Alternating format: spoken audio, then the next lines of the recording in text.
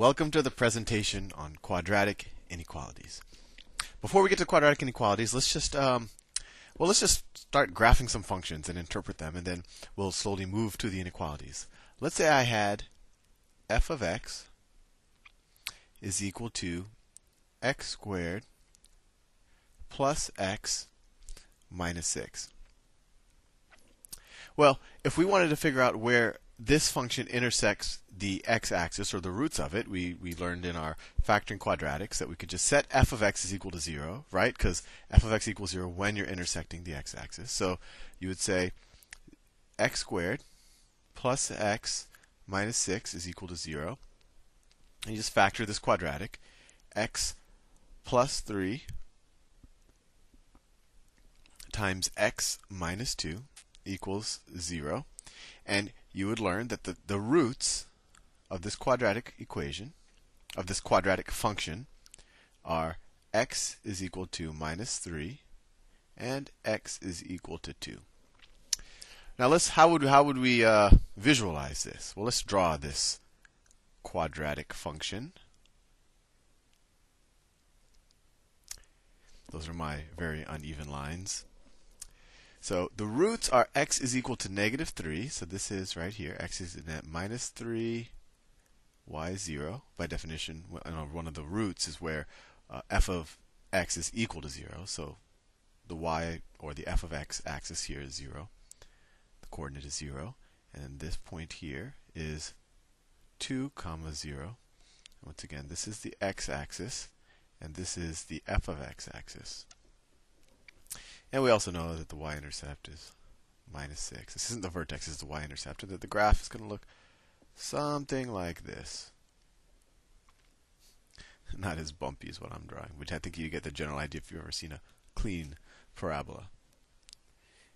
It looks like that, with x minus 3 here and x is 2 here. Pretty straightforward. We figured out the roots. We figured out what it looks like. Now, what if we, instead of wanting to know where f of x is equal to 0, which is these 2 points, what if we wanted to know where f of x is greater than 0? What x values make f of x greater than 0? Or another way of saying it, what x values make this statement true? X squared plus x minus 6 is greater than 0, right? This is just f of x. Well, if we look at the graph, when is f of x greater than 0? Well, this is the f of x axis. And when are we in positive territory? Well, f of x is greater than 0 here. Let me draw that in another color. Is greater than 0 here, right? Because it's above the x-axis. And f of x is greater than 0 here. So just visually looking at it, what x values make this true? Well, this is true whenever x is less than minus 3, right? Or whenever x is greater than 2, right? Because when x is greater than 2, f of x is greater than 0. And when x is less than negative 3, f of x is greater than 0. So we would say the solution to this quadratic inequality, and we pretty much solve this visually, is x is less than minus 3, or x is greater than 2. And you could test it out. You could try out the number minus 4, and you should get f of x being greater than 0. You could try it out here. Or you could try out the number 3 and make sure that this works. And you can just make sure that you could, for example, try out the number 0 and make sure that 0 doesn't work, right? Because 0 is between the two roots. It actually turns out that when x is equal to 0, f of x is minus 6, which is definitely less than 0. So I think this will give you a visual intuition of what this quadratic inequality means. And now with that visual intuition in the back of your mind, let's do some more problems. And maybe we won't have to go through the exercise of drawing it, but maybe I will draw it just to make sure that the point hits home. Let me give you a slightly trickier problem. Let's say I had minus x squared minus 3x plus 28, let me say, is greater than 0. Well, I want to get rid of this negative sign in front of the x squared. I just don't like it there because it makes it a little more confusing to factor. So I'm going to multiply everything by negative 1. both sides. So I get x squared plus 3x minus 28. And when you multiply or divide by a negative with any inequality, you have to swap the sign. So this is now going to be less than 0. All right? And if we were to factor this, we get x plus 7 times x minus 4 is less than 0.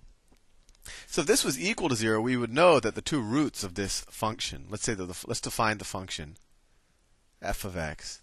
Let's define the function as f of x is equal to, well, we could define it as this or this because they're the same thing. But just for simplicity, let's define it as x plus 7 times x minus 4. That's f of x, right? Well, after factoring it, we know that the roots of this, the roots are x is equal to minus 7. Excuse me, my throat is dry. I just ate too many almonds. And x is equal to 4. Now, what we want to know is what x values make this inequality true. If this was inequality, we'd be done. We want to know what makes this inequality true. And I'll give you a little bit of a trick. It's always going to be the numbers in between the two roots or outside of the two roots.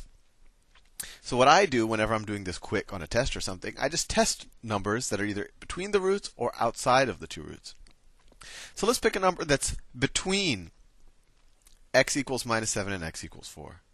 Well, let's try x equals 0. Well, f of 0 is equal to, we could do it right here, f of 0 is 0 plus 7, times 0 minus 4 is just 7 times minus 4, which is minus 28. So f of 0 is minus 28. Now, is this is the function we're working with. Is this less than 0? Well, yeah, it is. So it actually turns out that a number, an x value between the two roots works. So actually, I immediately know that the answer here is all of the x's that are between the two roots. So we could say that the solution to this is minus 7 is less than x, which is less than 4. You could have done it the other way. You could have tried a number that's outside of the roots, either less than minus 7 or greater than 4, and have tried it out. Let's say if you had tried out 5, try x equals 5. Well, then f of 5 would be 12 times 1, right? Which is equals to 12. F of 5 is 12. Is that less than 0? No. So that wouldn't have worked. So once again, that gives us a confidence that we got the right interval. And if we wanted to think about this visually, right, because we got this answer.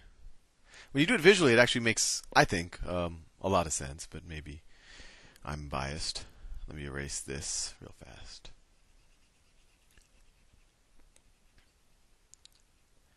If you look at it visually, it looks like this.